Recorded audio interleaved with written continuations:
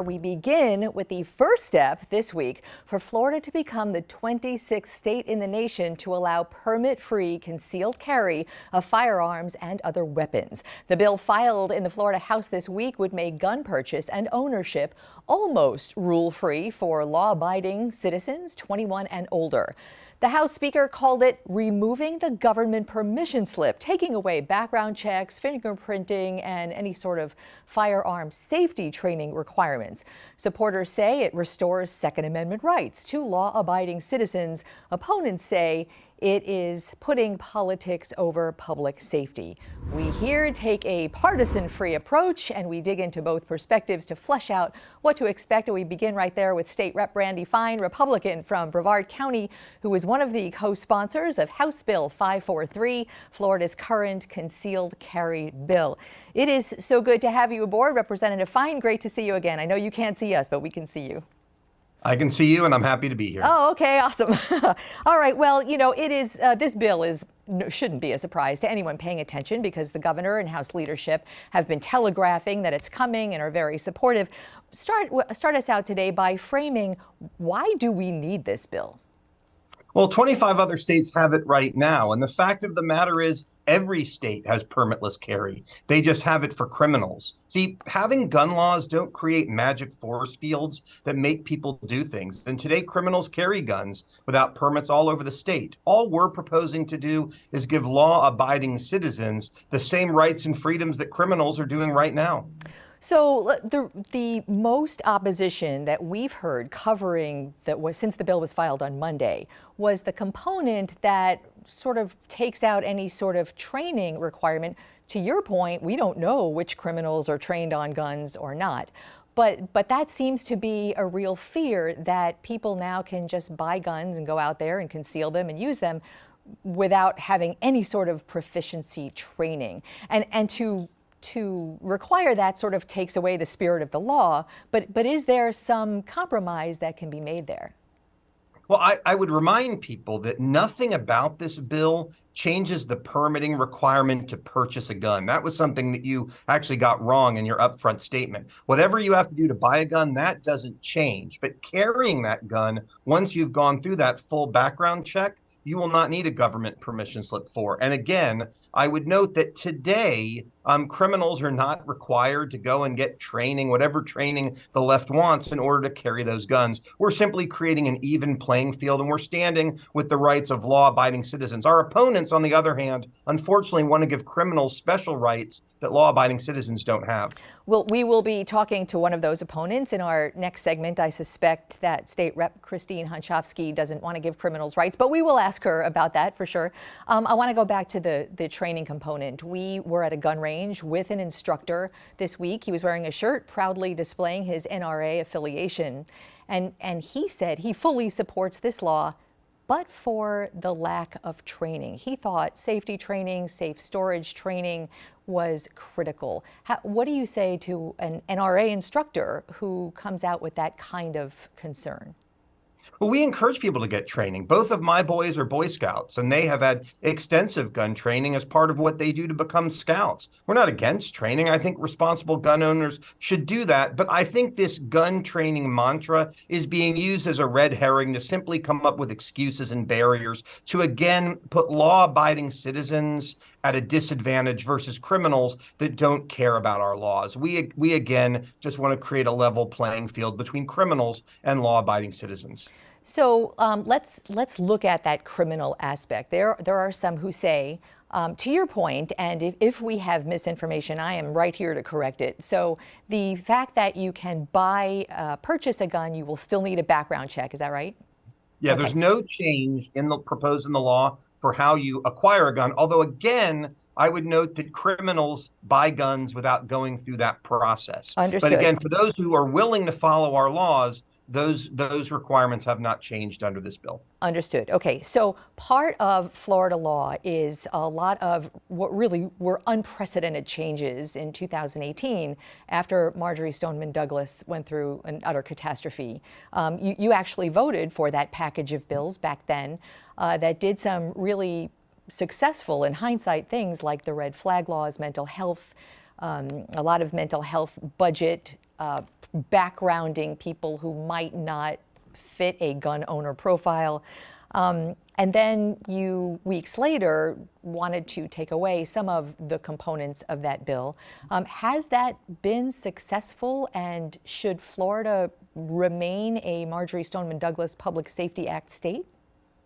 Well, I supported most of the bill when I voted for it. I mean, in any large piece of legislation, there are often things that you don't like, but the good outweighs the bad. I think that bill on the whole has been great. And as I've talked to my sheriff and other law enforcement folks around the state, they're very glad we passed it. I'd vote for it again today. That doesn't mean that we can't move forward and continue to protect the rights of Floridians by saying you don't have to get the government's permission in order to carry that gun that you've already gotten permission from the government to own. There is some studies. I wanted to kind of throw out some facts and figures from, these are from Johns Hopkins Center for Gun Violence Prevention. I will be the first to say, I'm sure there's a lot of research out there that anyone can pull from anywhere. These kind of stuck out to me for our discussion today, though, because it looks at the crime rate in the 25 states that, or some of the 25 states that do have permitless carry right now. And part of their statistics find that gun-related crime has increased from 10 to 12% over the last decade in those states. Do you have any kind of facts and figures that refute that? And are you concerned about that? I do. I'd tell you two things. One, correlation does not equal causation. So the fact that that exists doesn't mean it's related. But I will tell you this. The data shows that the overwhelming majority of gun-related crimes are conducted by people who aren't following the law. They're not following the law. They're buying guns they're not supposed to have. And I understood. I mean, completely point taken. Yeah. Yeah. The notion that if you, the left approaches these laws as though they're magic. I often note, how can mass shootings happen in places like California or Chicago? They have restrictive gun laws. If gun laws work, those things wouldn't happen. So there's this false sense of security that somehow passing a gun law will actually prevent something. It doesn't, because criminals don't follow the laws. As my sheriff in Brevard County says, you are your own first line of defense. We simply want to allow citizens to be able to protect themselves from criminals who don't follow the law. You represent Brevard County. A lot of sheriffs from around the state were, in fact, at the press conference, are very supportive of this law. We checked with we have one sheriff in Broward County. South Florida has a sheriff in Monroe County and a public safety director in Miami-Dade County, and none of the above wanted to weigh in on this. Do you see this? Is there an urban and rural divide because of how guns are used differently in an urban landscape and a rural landscape? Well, I live in the 9th largest county in the country, and my sheriff was at the press conference. Mm-hmm. The Florida Sheriff's Association came out in support of this bill. So I can't speak to what every citizen and what every sheriff is doing in the state. It's my understanding the overwhelming majority support the bill, because whether you're in Key Largo or Umatilla or Brevard County, these issues can affect you. Representative Randy Fine, you have a week coming up in Tallahassee that doesn't even include this yet. A lot to go on, but we'll be watching it all, and we do appreciate your time this morning. Thanks so much for being with us. I was happy to be here. Thanks for having me. Okay. And next, the opposing view, Parkland's rep, concerned about gun politics and public safety. She's next.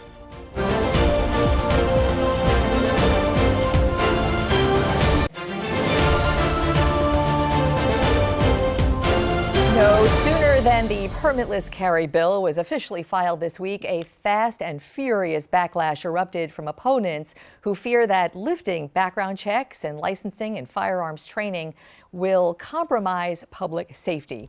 Among those most vocal, the South Florida state rep, whose district includes the Parkland community that lived catastrophic gun violence firsthand. State Rep Christine Hunschofsky, Democrat from Parkland, is with us right now. Christine, great to see you, and thank you. And before we get started, were you able to listen to Rep Fine in our last segment?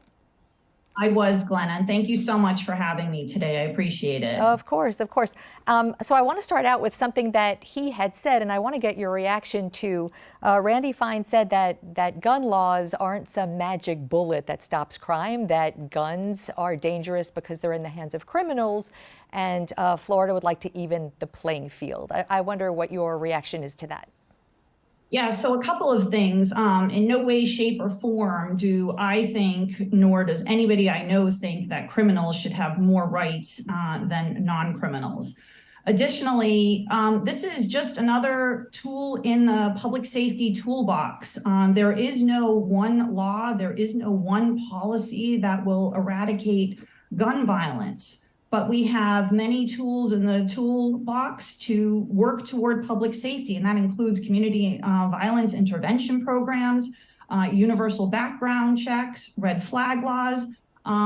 This is just requiring a permit to carry a concealed weapon is just one more tool in the public safety toolbox.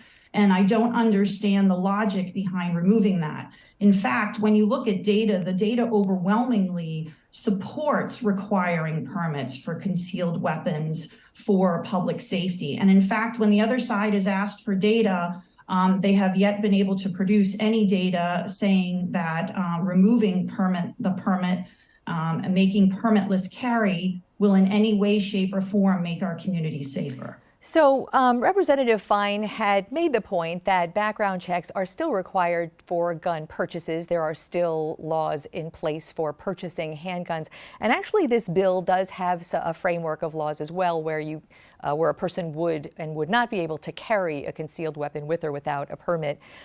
We are coming up on a week in a couple of days, the 5th year since catastrophe at Marjory Stoneman Douglas High. Would anything about this permitless bill have changed what that shooter was able to do? Well, a couple of things have happened since then, most significantly the red flag laws. But I'd like to go back to the background check. We do not have universal background checks in the state of Florida. So you can still purchase a ghost gun online without going through a background check. You can still have a private transfer of firearms without a background check. So it's not that every person who acquires a firearm has gone through a background check. Having a permit requirement with concealed carry is just having one more tool in the toolbox, requiring a background check, as well as, very importantly, having proof that you have some competency with a firearm.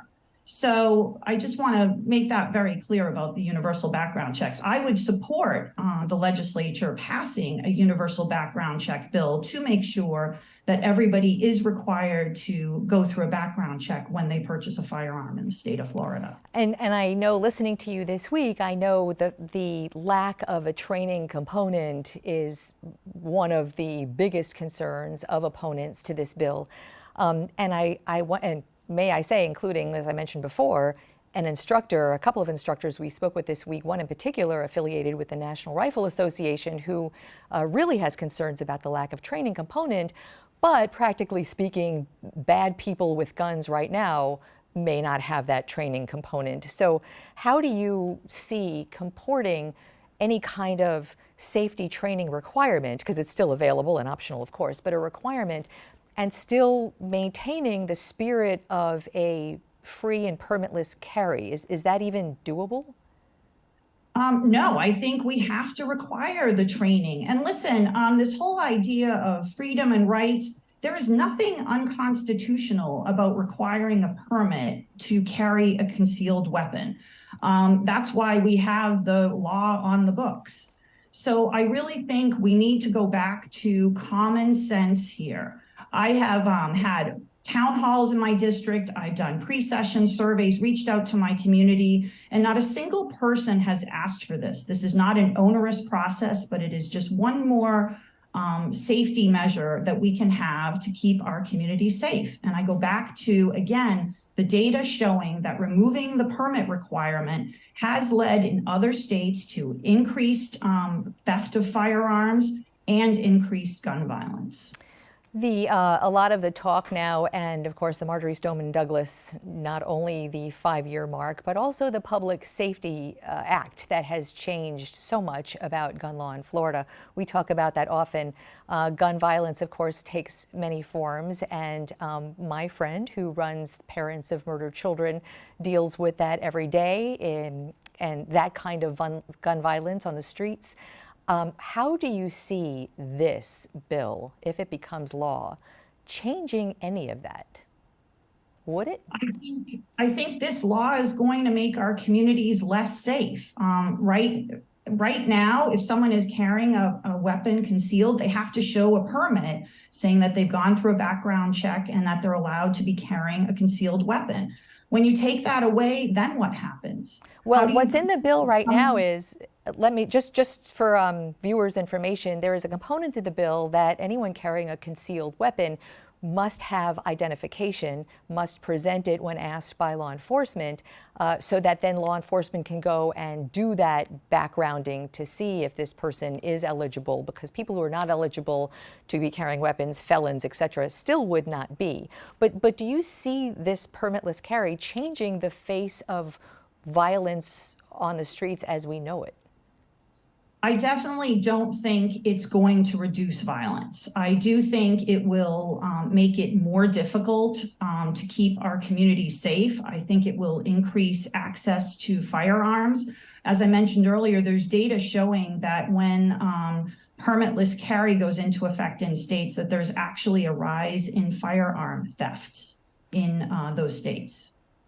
State Rep Christine Hunschofsky, we will be watching this bill and all the others and 4 more that you all will be in Tallahassee. We'll talk about one of them coming up next. But thank you again for always being there when we make the call to have you aboard. Appreciate that. Thank you so much, Glenn. I really appreciate it.